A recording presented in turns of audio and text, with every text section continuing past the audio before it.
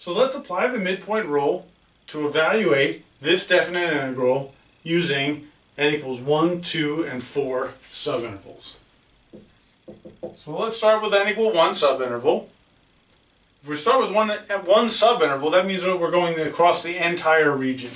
But we can still calculate. Delta x is always b minus a over n, which in this case will be 17 minus 1 over 1, which is 16. That's the length of, in this case, the integral. Since there's only one subinterval, also the length of that one subinterval. Now we have to remember that we'll need x0, x1, and so on. Since we have only one subinterval, we're only going to be looking at x0, which is the left-hand side, and x1, which is the right-hand side. So x0 is going to be 1, x1 will be 17, the right-hand side. Remember that if you add delta x, you should always get to the next x sub I. So starting at 1, adding 16 gets us to the next x sub I. And now we need to remember our formula for the midpoint. And that formula for the midpoint will be adding up the function values at each midpoint. And each midpoint is xi minus 1 plus xi, right, divided by 2. So that's each of the two endpoints, the average of the two endpoints. So I'm looking at endpoint, the average is the middle. And then I evaluate the function height, so that tells me how high we are. And then multiply by delta x gets me the length. So these are rectangles. Height is the function evaluated at the middle, and then multiply by delta x. This is from I equals 1 to n. Since n is 1 here, this is I equals 1 to 1, and there's only going to be one entry. What we get when we plug I equal 1 in.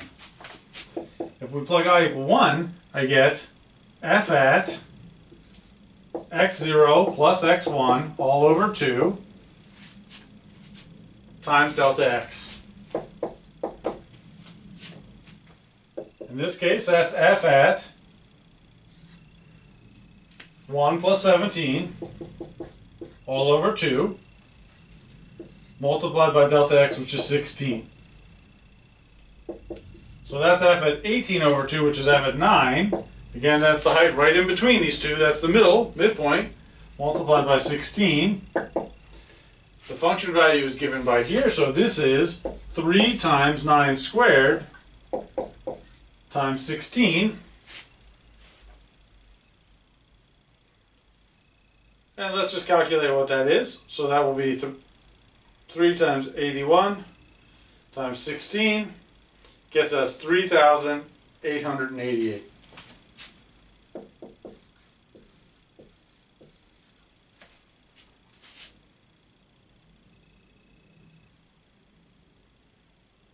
And that is our estimate by using n equal 1.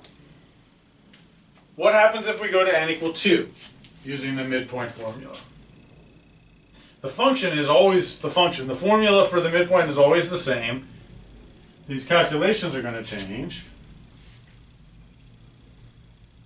And this stuff will also change, because now if I go to n equal 2, we're looking at b minus a over 2, which is 16 over 2, which is 8. x0 is always the starting point. We get to the next x value by adding delta x, so that's adding 8, which gets me to 9. I get to the next one by adding 8 again, which gets me to 17, and we stop because we're at the end. Now that we have two subintervals, we will end up applying this twice, and we'll be looking at f at x0 plus x1 over 2 plus f at x1 plus x2 over 2, and then all multiplied by delta x. So really what we're doing is we're looking at the midpoint of each of these intervals. We have 1 to 9. We're going to look at the midpoint of that, evaluate the function height. We're going to look at the middle of these, use that, evaluate the function height, and then multiply by delta x, since delta x is the same for each subinterval. So this is going to be 10 over 2, which is f at 5. Right, and that's not surprising, that's right in between these. And this is going to be right in between 9 and 17. Well, that's 26 over 2, which is 13. So I want f at 13. all multiplied by the delta x of 8. So that's 3 times 25, right? That's f at 5 is 3 times 5 squared plus 3 times 169, because 169 is 13 squared, all multiplied by 8, which is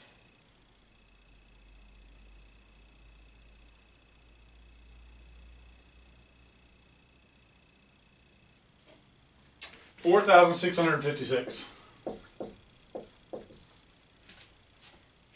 Okay, so remember the first one was 3,800 something, this one is 4,600. At the very end, we'll compare those to the actual value as well. N equal 4. Let's look at n equal 4. Again, the formula doesn't change. The x values will change, and delta x will change. If we go to n equal 4, then the only thing that changes here is the denominator, so that's 16 over 4, which is 4. And now, because we have 4 subintervals, we're going to have 4 things that we're adding up. But let's figure out our x values. x0 is always the starting point. We're going to add delta x until we get up to 17. x1 is 5, x2 is 9, x3 is 13, x4 is 17. So big picture, this is the function evaluated at the in between, the middle of each of these sets. So that should be easy to see what it is. What's between 1 and 5? 3. So what we're looking at is f at 3 times delta x, which is 4. Well, we're going to add those all up. That's f at 3. In between 5 and 9 is 7. In between 9 and 13 is 11. And in between 13 and 17 is 15. All multiplied by delta x, which is 4. So that's 3 times 9 plus 3 times, so that's 3 times 3 squared to get that. So that's 3 times 9. 3 plus 7 squared is 3 times 49. Plus 3 times 11 squared. 11 squared is 121. 3 times 15 squared. 15 squared is 225. Then all multiplied by 4. And let's just see what we get.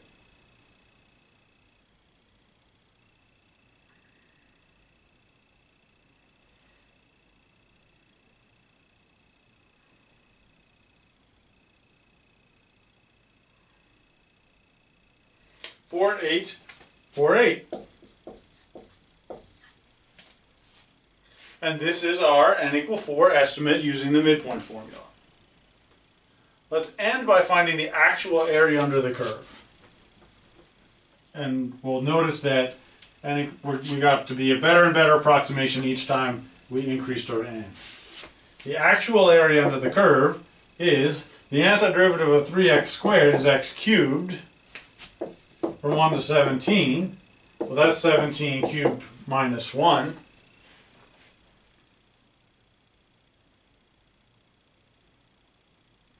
Which is 4,913. 12. 4,000, that's 17 cubed. Minus 1 will be 12. Notice that each time we increased n, we got a little bit bigger. That's not always going to be the case. That really actually depends on whether the function is concave up or concave down to tell you whether the midpoint is getting you an overestimate or an underestimate. But regardless, we got to be a closer approximation each time we increased n, and that will always be the case.